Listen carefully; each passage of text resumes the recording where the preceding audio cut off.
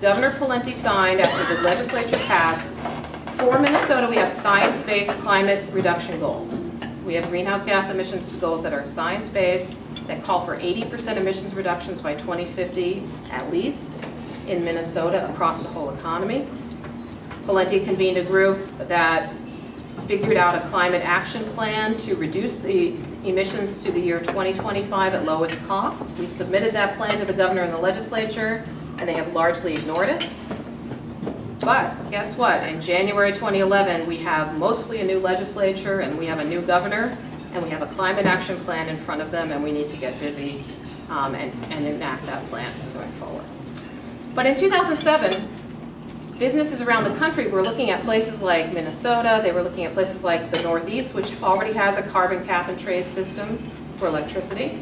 They were looking at whatever in the world Arnold Schwarzenegger was doing in California and selling throughout the West Coast states and into Canada, the Western Climate Initiative. And those businesses said, we do work in Europe, we do work in Japan, and we know that there's a price on carbon in those places.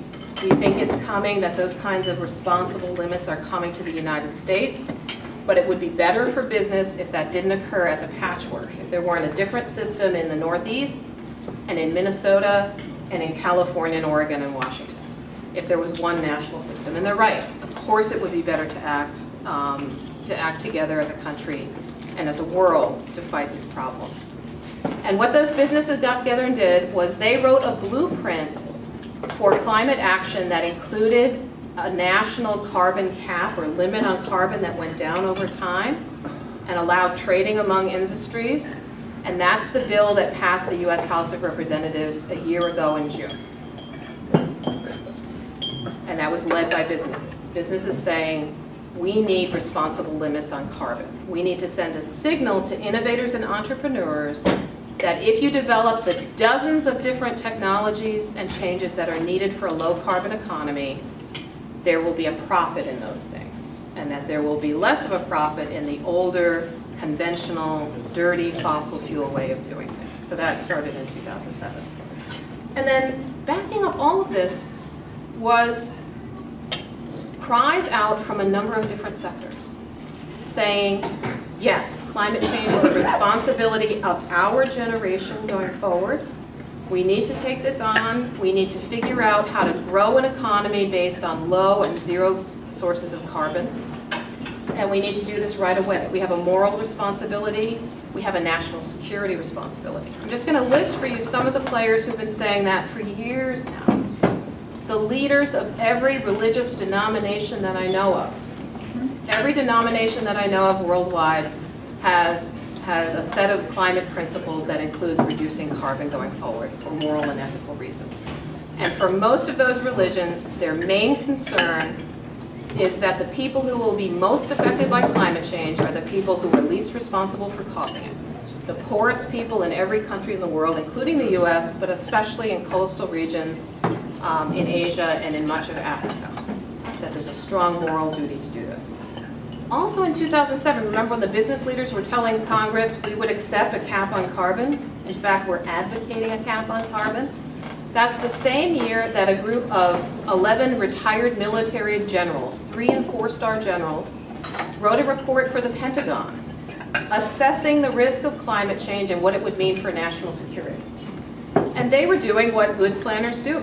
They were saying, okay, there is a strong set of scientific models that say, at one extreme end, this is what climate change could mean for water availability in much of the world and for raising sea levels in much of the world. What would that mean for climate refugees, for the people who are not just going to sit there and take it, but will pick up and try to move their families and grow food and make a living in other parts of a very crowded world?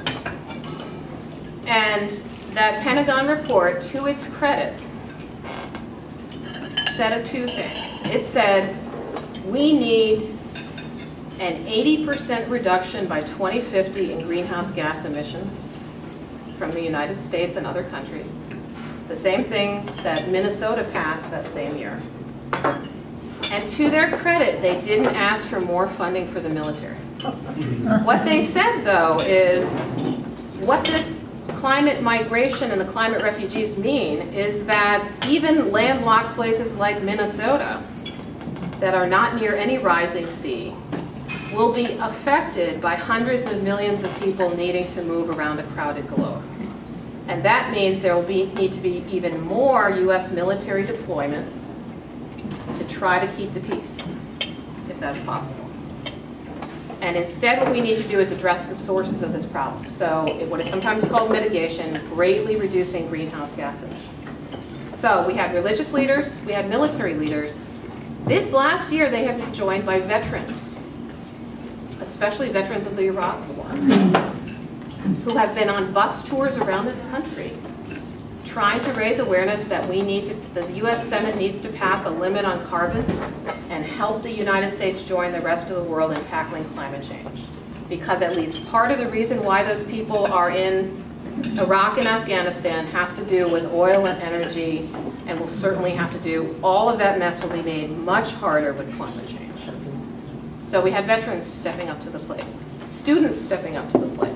A record number of students were at the Copenhagen climate negotiations. And I think here's part of what they were keying on. This information just came out last month from the National Climatic Data Center, but I hope students will start talking about this. Are you aware that the records, now we don't have records going back more than about 150 years, but that's a long record for land and ocean temperatures.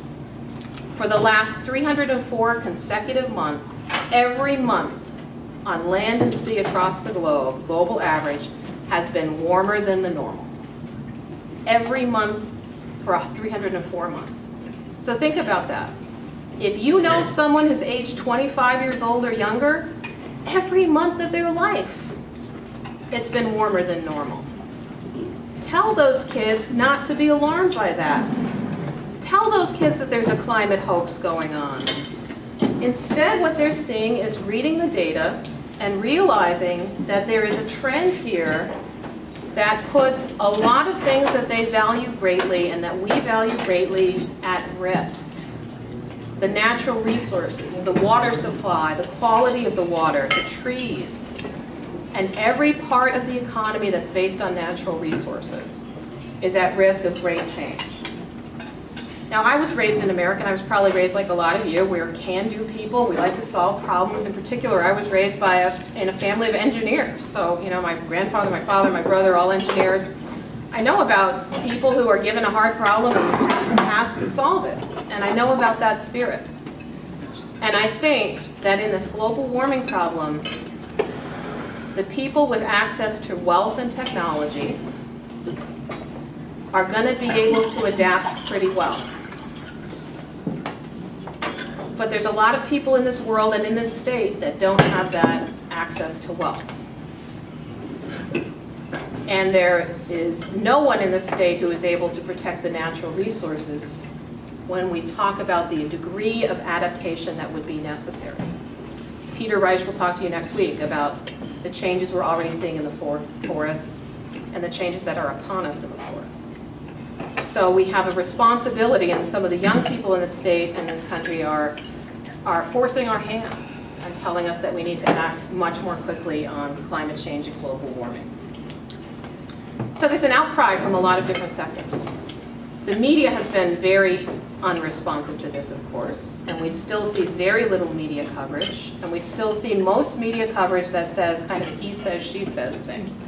You know, okay, 97% of scientists say this, but look, we found a guy in Alabama who has a PhD who says something different. So let's present those as equal and unbiased.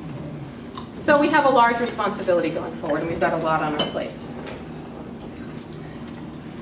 Here's what I think Minnesota needs to think about. Oh, well, I'll tell you in case you haven't read it in the papers. It was, I think, a little blurb in most of the papers, a little bit on National Public Radio about the Senate's failure to action.